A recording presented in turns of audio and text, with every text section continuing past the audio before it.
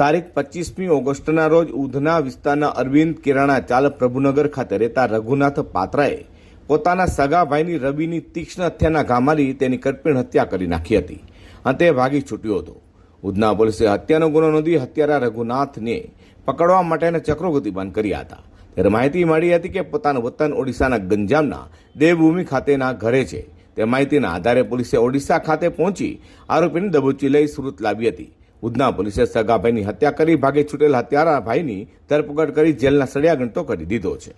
સુરત શહેરના Udhna police station વિસ્તારમાં 3 દિવસ પહેલાં હત્યાનો એક બનાવ બન્યો હતો. આ બનાવ પ્રભુનગર સોસાયટી BRC પાસે બન્યો હતો.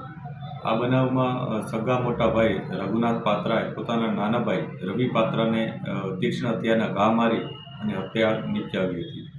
આ બંને ભાઈઓ વચ્ચે કેટલીક બાબતોએ ડિસ્પ્યુટ ચાલતો હતો, જેમાં જે મોટો ભાઈ છે, જે આરોપી છે રઘુનાથ પાત્રા, એણે અગાઉ 2015માં પોતાની પત્નીનું ખૂન કરી નાખ્યું હતું અને જે બાબતે જેલવાસ પણ ભોગવી આવ્યો છે.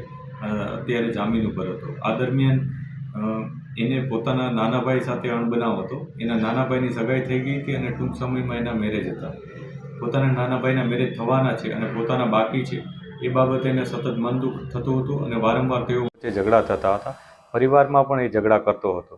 આ બાબતને લઈને અને 3 દિવસ પહેલાં બંને વચ્ચે ઝઘડો થયો અને આવેશમાં આવી અને ગુસ્સામાં આવી અને એણે પોતાના નાના ભાઈની હત્યા કરી નાખી હતી.